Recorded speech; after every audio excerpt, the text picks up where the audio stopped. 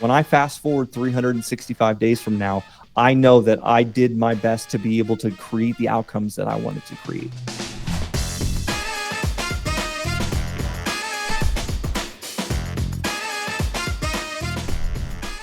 Hi, I'm Russ. And I'm Danny.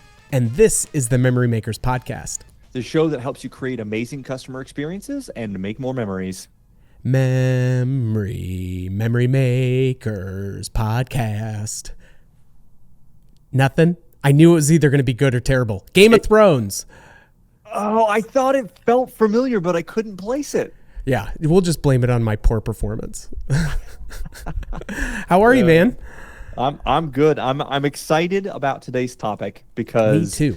You know, as this is being published, we're at the very end of a year and we're starting a new one. And I think it's, for me, a really good time for reflection on the last year and the things that we've learned and the things that have went well, the things that haven't gone as well, and how some of our wins and challenges have shaped us. And then also looking forward at the next year and seeing where we want to intentionally put our time and where we want to focus and where we want to grow and the kinds of things that we want to accomplish. And so today's episode is going to be diving into an exercise that I do every year, and it's a list of reflection questions on the previous year and envisioning and planning questions for the next year. We won't hit on all of them, but I've taken a select few that we're going to go through and offer some context. And these are questions that each of you can write down and start answering yourselves in a Google Doc, in a journal, wherever you want to start writing these. And I find it to be very, very helpful. And this is not about a New Year's resolution or a cutesy quick fix to something. This is about really distilling lessons and building the gratitude for the last year, or even the gratitude for the things that weren't successful, and really being intentional about planning what we want this next year to be. Because if we don't plan what we want it to be, it's just going to be what it is. And then we'll get to the end of the year and go, I don't know, was it good? Was it bad? We don't want to be in that situation. So like I said, this is going to offer some questions that you can ask yourself to help you dig deep and distill some lessons and create a plan for really huge growth next year. Yeah, I think for me, as I've done the majority of these exercises as well in my mastermind and as well as just being around you, and some of those have been things that have been percolating, the clarity that I feel that I get from doing these things, as in addition to the gratitude and the appreciation, it's a really wonderful mindset to get yourself into. To have emotional connection to the things that need to change, so that way you can actually be consistent in the application of those changes moving forward. And so for me, I'm really excited to dive in. Well, let's go ahead and do that then. The very first question: what are the biggest wins from the last year? Now, this is something we've talked about on this podcast before, but I'll mention here again. High achievers suck at celebrating wins. When something goes well, it's well, that's what was expected of me, or that's what I'm supposed to do. Or as soon as we get the win, we just move on to the next thing, right? And that's super, super common. But I think it's helpful to take time and space to really be intentional and list out all of your wins for the year. Now, this is going to be difficult if you just stare at a blank document and a blank page and try to think up the wins. It's really hard. And so I have a couple tips that are very helpful for this process. Number one is to open up your phone, go back to the very beginning of the year in your pictures and look through all the pictures that you've taken. And then do the same thing on your calendar. Look at all of the events that you have on your calendar. And what you're going to find is as you go through, it'll spark memories and it will help you realize things that you would have forgotten about completely. And it happens for me every single year, or things that maybe you wouldn't have counted as a win. And you go, oh yeah, I had that moment with that family member. Oh yeah, I remember that sunset. That was really great. Whatever it is.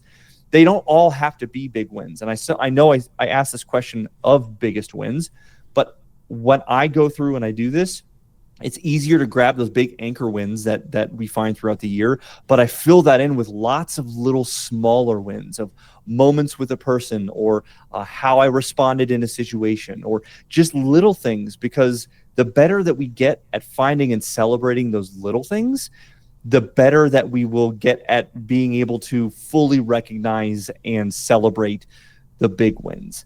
And so what I find is that as you go through and you make this list, by the time you're done, I mean, I just did this recently and I had 2.5 pages of wins in this document. And now I have an entire list of things that I can look to build gratitude and pride for the things that I've accomplished or the things that I've experienced in the last year. And many of those things would have been unnoticed or forgotten had I not done this intentional exercise. I think that looking through on your calendar, and pro tip, put it on the week view, and that way then you can look at, hey, was this a regular recurring meeting? Okay, what was this? Oh, this was a meeting where we were talking about this project. Oh yeah, we did this and that, and those kinds of things. So it is really nice to not just rely on your failing long-term memory, because again, we may not have put emphasis on it in that moment, and it may not be something that immediately rises to the top. But man, that was a huge game changer, mostly from the fact that I'm really bad about taking pictures on a regular basis with my hermit social media presence outside of the podcast. I think the other next frame that you want to look at, or question that you want to ask yourself as you're going through this process, is what is something that is surprised you that you've learned about yourself. And so we talk about how experience builds wisdom, and we've also talked about, okay, well, that's true only if you're actually extracting that wisdom and then applying it towards something, right? Similar to knowledge is power. Knowledge is potential power until we put it into action. And so with the experiences that we have, what are things that surprised you as you went through a process, right? And so you may look through as you're going back on your calendar and you're seeing some of the challenges and things that have come up. What are some of those surprising things? Like, how did we overcome that situation, or how did we as a team, whether you're looking at it from that standpoint, and then me individually, what did I help with on this that I otherwise wouldn't have gained from it? And with this lens, learn from this past year. It's these are the things that you've come away with lessons, and you've learned things as you've gone through the last year. Otherwise, like, as long as your inbox still has stuff coming in it, you're interacting with people, you're learning things. So what are the lessons that you can distill from those experiences and some of those core takeaways? And as we look at those surprising things that we learned about ourselves, there's also decisions that we have to make in a year. And we can look back. The next question that I like to ask is, what is a hard decision you made that improved your life or improved your business, or sometimes both, right? Because our business and our life can be very intertwined together.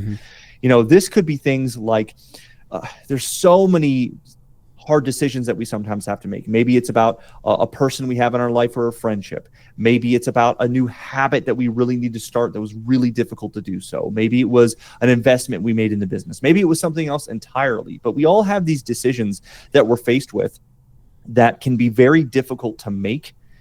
Maybe there's fear or anxiety around that decision. Maybe there's worry about what it might mean in the future. Maybe we're kind of paralysis by analysis, and we know we need to make a decision on something, but we just keep researching because I just need that little extra piece of data. I just need this little extra thing. But very often when we simply take action, make a decision, and move forward, we learn a lot more than we would through another month or two of research. And so it's good to look back at some of these decisions that you've made in your life, and what was one or two, or many of us have multiple difficult decisions that ended up improving our lives, improving our businesses, making us a better person and a better version of who we are today because of that. And I think that will tie into a secondary piece of it of, some of those may come from wins, some of those may come from failures. And what is your favorite failure from the year is another good question, to ask yourself. Or if you want to reframe it, if you've got a super high aversion to the idea of failure, what is a lesson that you have learned, your favorite lesson, from something that didn't go as planned? And I would encourage us, to take the teeth out of failure to the point that we can, in being comfortable with the fact that we know things are not going to happen exactly the way that we envision. Things, marks are going to be missed. And so just dealing with reality on reality's terms with that. But, and this can feel like it's a weird question, but we know that failure is where we can grow from, right? And that's where we're going to have the opportunities to be better. And so we can, as long as we're looking at this of, okay, it's a failure if I do nothing with it. It now can be a lesson in like what we were talking about, like how are we applying these lessons and what changes are we actually making and adapting from them. And so as you think of it in that perspective, what was the biggest, favorite failure of the year? What did we learn the most from that we're able to, grow and be better for? And I think that is important for us, to not be overly hard on ourselves, because again, as Danny mentioned, high achievers typically really good at living in the, hey, this wasn't where it needed to be. This wasn't where it needed to be. We didn't do this quite the way we wanted, but we need to recognize and appreciate those wins. But we need to make sure that, hey, if we learned a lesson, that we got the value from that and that we really grew from it. As you were describing that, I just remembered a clip from, it might have been from a panel discussion or a keynote interview that I saw online. And I cannot remember who it was. It might have been Sarah Blakely, but she was talking about her relationship with the idea of failure. And growing up, every night at the dinner table, her parents would ask her, what did you fail at today? They would ask her and her brother, what did you fail at today? And if they didn't have an answer, the parents were disappointed, because in their mind, if you're not failing, it means you're not trying new things. They wanted their kids to continue trying new things, and they wanted them to have a better relationship with the idea of failure. So they would get excited when they had a failure, and they would bring it home and, hey, I did this thing and I failed at it and I learned this lesson from it. So that was a really interesting way about reframing the idea of failure and looking at them as a positive thing. Now, the last question that I have as far as the reflection of the last year is, for you, what is one word or phrase that best sums up and describes the last year for you, right? You go through and you talk about your wins and your failures, and you talk about the decisions that you made and all these lessons that you've learned, the surprising things you learned about yourself. And when you can kind of put all this together in one big bucket, what would be a word or phrase that you would use to kind of sum up that year, to kind of put not an exclamation point necessarily, but some sort of punctuation mark on the year and say, this kind of represents what the last year was like for me? And I find that to be a very interesting reflective exercise as well. And then what ends up happening is that over time, if you do this kind of exercise every year, you can see what your one word or phrase is year after year after year, and see what those trends are like for yourself, and see how you're defining each of your years when you get to the end of it. So now that you've got all of this down and you've reflected on the year and learned these lessons, now it's time to shift our focus from the past into the future and envisioning and planning for your next year and what you want this to be and what you want to accomplish and what you want to focus on. So Russ, I'm going to throw it to you with the first question for how they want to envision their next year. Well, I think that for me, it starts off with relationships. And so what are some of the relationships that I need to strengthen in order to have my best year? Who do I need to be tapping into and pouring into, to give and receive, of ways that are going to bolster my connections, my knowledge base, any of it. And we all have relationships with our friends and colleagues, employees and family members and everything. So you may want to look at certain things of what are some of those relationships that I have that are really strong, and how are they serving? What are relationships that I'm kind of missing? Like if I don't have a lot of folks in my immediate circle that are really, dialed in on personal finance, who can I start asking about in my network and start to grow and foster new relationships that I can learn from?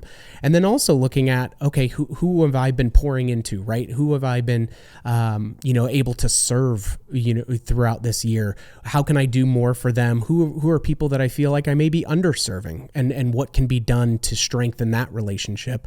And one note that I'll put on this is that I would also encourage everyone to look at it from another standpoint as well of, are there relationships that I currently have that maybe have an energy vampire dynamic to it?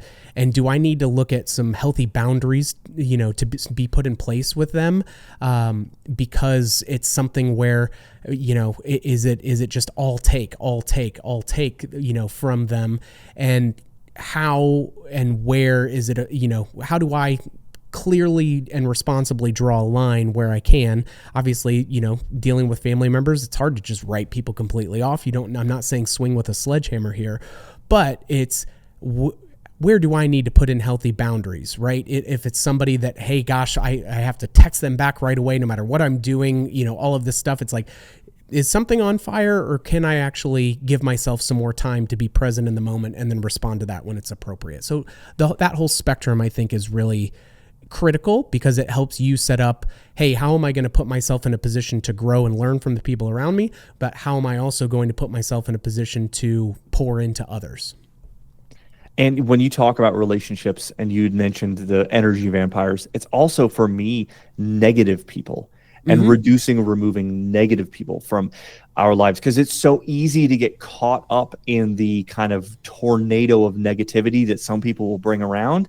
And for me, and I'm sure I can speak for a lot of our listeners and you as well, we don't want that in our lives. We don't want to be surrounded by negative people. We want people who are positive, who see opportunity, who want to grow, who want to build things, who want to make things better. That's the kind of people we want to surround ourselves with, because that will allow us to achieve at a higher level and pour into other people in a better way. And when you look at that kind of classic piece of you're a reflection of the 5 people that you spend the most amount of time with, even if you've got 4 all-stars and 1 energy vampire, that means that you're going to be at 80% of where you could be if that were, if that's still in place. And so knowing how contagious emotion can be, it's just there are times where you have to prune some of those relationships in order to make sure that you're able to show up for the other people that depend on you in a more turned on, switched on way. So the next question, what skills or talents do you want to develop? Now, these could be things that you're already good at and you've done for a while, but you want to take to the next level. You want to create a level of mastery around, and you want to just kind of be able to continue pouring into those skills. Or it could be new skills that you've never done before, you've never worked on before. They're brand new. Maybe it's something where you don't normally do any public speaking, but you want to start presenting more, so you do that. Maybe it could be something where you want to work on communication skills. It could be something completely unrelated. A few years ago, I had a skill I wanted to develop, which was learn how to play chess. And now I've become a fan of chess, but it didn't happen until I made that first decision, and I didn't want it to become that, well, it would be nice, or that wish that I had that never came true. And that's why I think defining these skills that we want to focus on is important, because we want to be intentional. It's very unlikely we'll develop the right skills by accident. We want to look at where we want to go, and we want to define what are the skills that will help me get to that place. 100%. I just, side note, I got caught up in just like X-ray visioning you on how you framed your chess example, where you said, I am now a fan of chess. It wasn't, I am good at chess. So I'm just also, because in my head, I'm ready to crown you new nickname, Grandmaster Danny. And then I hear, now I'm a fan of chess. So give yourself credit where credit's due. Are we up to like medium or hard? How are we looking on when we're playing chess? I would still consider myself in the beginner level. There's a sliding scale of what's called an ELO score in chess, and the best players in the world are at like 2,800, and I'm at like 600 to 700. So I'm way further down that list. But I have fun. Yeah, I enjoy it. Good. And this is a reminder that skills, yes, they can be professionally based. They can be focused on our business. It's also good to have hobbies. Yeah. Chess is not going to make me be a better employee at Creative Works necessarily, but it's a skill that I wanted to develop, and it's a hobby that I wanted to have. Sure, you could say that my ability to be able to calculate and strategize and all that stuff is helpful. And sure, you're right. That's not the reason why I chose that skill a couple of years ago. I chose it because I said to myself, that seems like fun. I will learn how to play. I learned how to play, and I have fun, and I enjoy it. And that's just how it went. So I think it's good to have a balance between both the professional skills, but also, hey, man, have a dang hobby. You're not wrong, because I had a similar thing happen with woodworking, where it's like I use woodworking tools. I would not call myself a woodworker. I mean, it is like, kindergarten drawings up on the fridge compared to what legit folks are doing. But it's something that's meditative for me. It gives me a chance to, use my brain in a different way, which helps me just be a more switched on person and have balance, right? And be able to pour into myself in a way that I otherwise wouldn't. And so I totally resonate with that. I think the next question that I would encourage folks to look at as they're envisioning, what 2025 is going to be like for them is, what are the top 3 areas of focus for your personal life and for your professional life? So not wanting to get too far into measurable goals right off the bat. Instead, what I would say to do is start with main areas of focus, right? Do I want to get a better handle on the, home, the home budget? Do I need to look at more into leadership and culture for the business? Keep it at those high areas of focus, so that way then we can start to prioritize maybe what requires the most immediate attention, that will have the biggest impact, and then we can start working around building those SMART goals. But where do you want to see improvement? Where do you want to be better at in both the home life and the personal life? And so start with that big list, look at those things, and then start to narrow it down based on what are the things that are going to have the biggest impact? What are going to be the things that, have to snowball and ultimately yield the greatest return? But once you have these areas to define, it's easy to then move into, okay, how would we start breaking that down on a daily, weekly, monthly basis of, measuring against what our key success factors are going to be around that, what milestones would be needed to achieve those, and giving yourself those specific and measurable metrics as you go through. And these goals are going to, for those that don't know, that SMART framework is specific, measurable, attainable, relevant, and time bound. So specific meaning it is not, I just want to be better at. It's, you want to have a number or something to that, right? It needs to be very dialed in. Measurable, again, that number helps you now be able to see, okay, what's our baseline and how are we working towards it? Attainable, like, I want to build a rocket and go to Mars by February, not attainable. And then relevant. So is this something that actually has importance or significance, and a priority piece? And time bound is just, when is that specifically going to be done by, right? And so not just leaving it out to the ether, but giving yourself concrete dates and trying to be a little aggressive with some of those dates. For example, a friend of ours, Scott Harvey, when he was looking at writing his book, he was saying, okay, yeah, I want to do a book. And he'd been working on the book forever, right? It had been swirling around. He'd been, kind of contributing towards it through his work, but then got really a SMART goal around it where it said, I'm going to have this book in, post copy edit by June, which was 6 months from where he was now, at the time. It's 6 months, in June 1st, right? Because we were doing this a couple of years ago before the book had come out.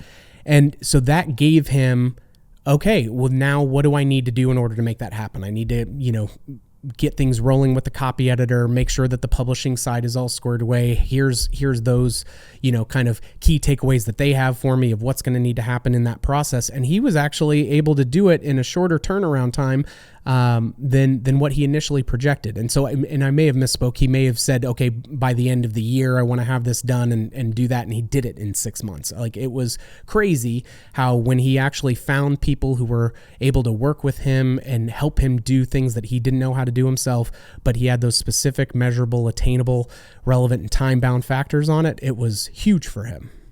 And I want to point out as well, in addition to the SMART goal, one of the things that you had mentioned, he invested in a copy editor who helped along the way. And what I found time and time again, when it comes to the biggest breakthroughs and the biggest growth for anyone generally happens after they make an investment in themselves. Consistently. And it ties in, who wrote Who Not How? Why am I spacing on that?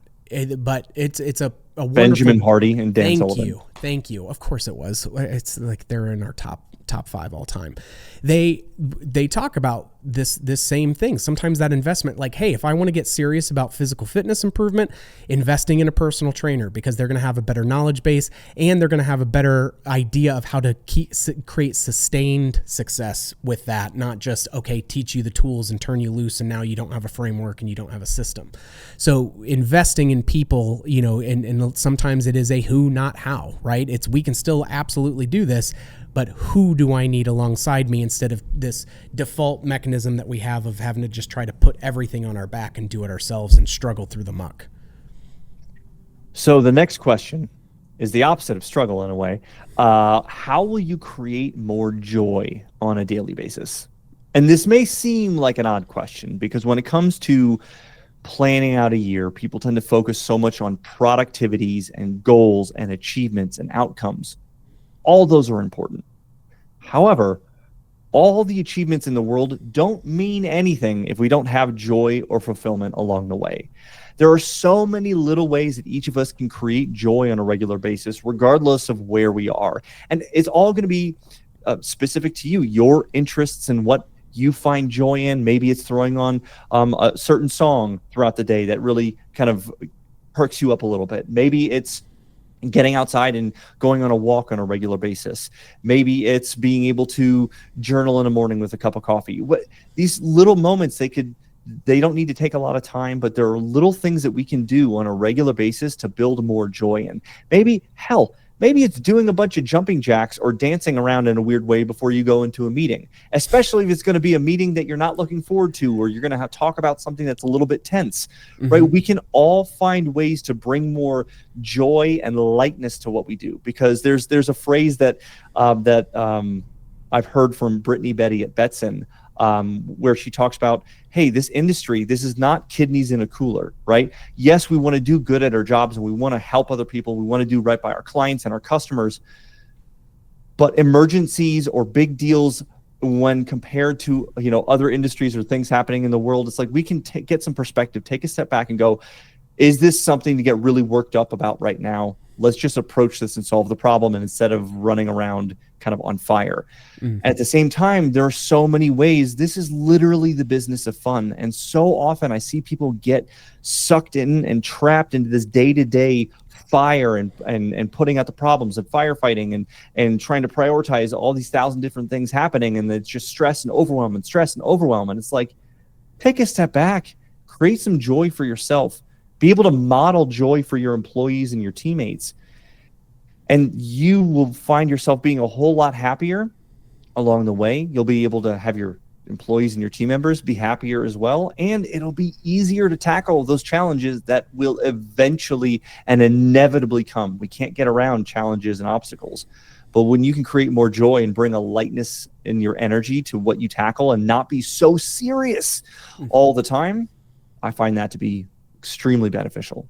I agree. I think the great build off of that is the next question to ask yourself is, how will you be more open-minded than what we have in the past, right? Like what are sacred cows that we're carrying around, or these untouchable, kind of ideas?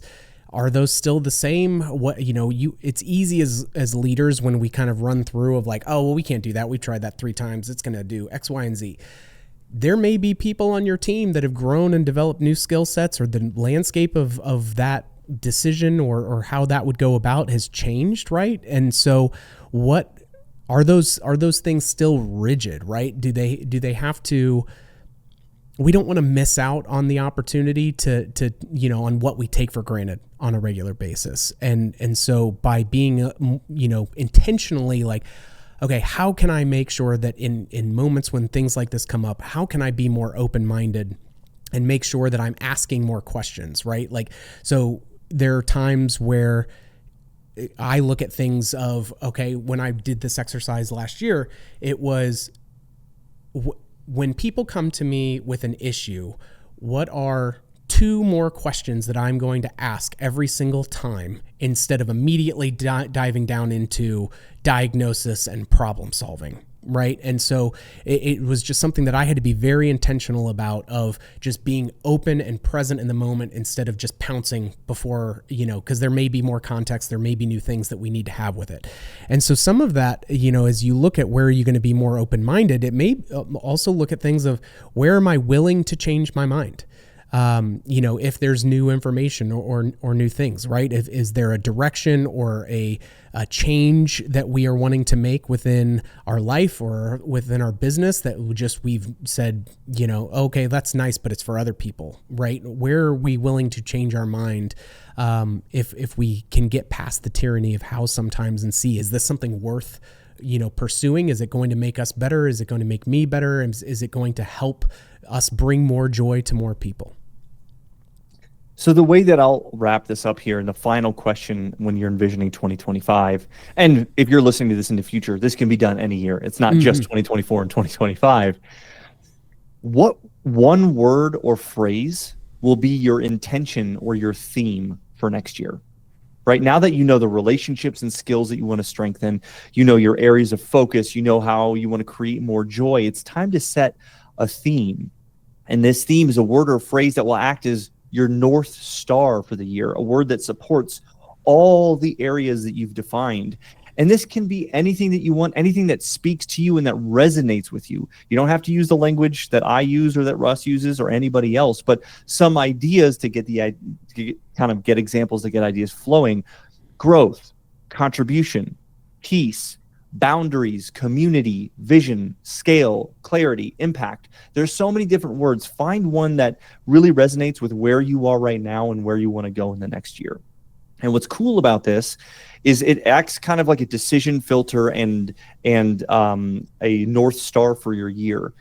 But then when you get to the end of next year and you're doing the reflection exercise, and then you use a word to sum up your entire year, like we just talked about toward the beginning of this, you can compare, hey, this is a word I just used to sum up the last year. A year ago, what was my intention for the year that I just had? And what is the difference between those things? Maybe my intention was clarity, and my word to sum up the entire year was overwhelm.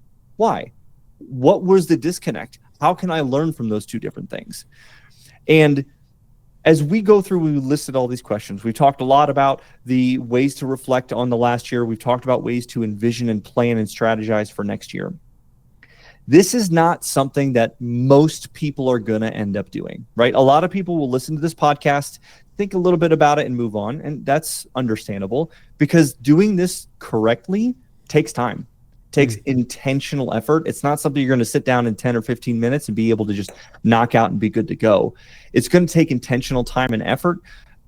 For me, it happens over multiple sittings, and each one being at least 30 minutes long to really get into a flow state, and writing and expanding and growing. But when you can take the intentional time and effort to reflect, learn lessons, distill them, and apply them to the next year and plan and strategize, you're going to set yourself up so much further ahead than you would if you just kind of open the doors to January and see what comes, and we'll figure it out along the way, right? This is not, we only get one of these lives, right? You only get one of them. So why not be intentional about it? Why not be intentional and focus on the areas that you and your definition of success and where you want to grow, and making those things happen, and not worrying about what other people tell you or what the expectations of other people. Defining for yourself, what does success look like? How am I going to make that happen? And set my year up for the best version of me, so that when I fast forward 365 days from now, I know that I did my best to be able to create the outcomes that I wanted to create. And for me, it is very worthwhile. And I think for me, that seems like a pretty good place to wrap up. I agree, man. It gets me jazzed up to get started on these. I usually like to do it the week of Thanksgiving, but it's one where I'm a little bit behind the 8 ball because we took a little vacay, but excited to get into it and really get intentional, right? And honest and vulnerable with how things are going, because that's how we grow. So with that, we've got more awesome content coming y'all's way on the weekly episodes. And so be sure to come back, check it out as we have more guests on, and operators and industry partners as well. If you liked what you heard, don't forget to subscribe and leave us a review. And we always appreciate that 5 stars, please and thank you. If you've got ideas for future episodes, guests, or topics, follow us on social media, send us a DM. And big shout out to Mikey Mike on the 1s and 2s, working the Ultranet for us. And thank you all for joining us, and we will catch you on the next one.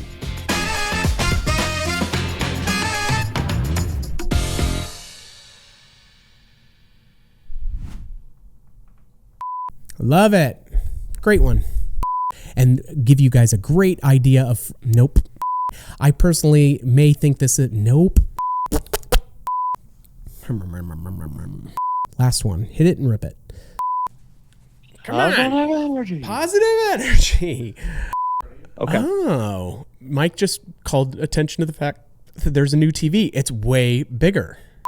It's way bigger. And I'm able to look at the camera and still see the view pretty darn close. And look, we're on that TV over there. We got monitors and shit. You can look at me in more than one direction. Yeah, 2025 is already popping off well for us, I'm telling you. Hi, I'm Russ. And this... I'm Danny. Shit. That hasn't happened in a while. All right, I am ready. Go flight.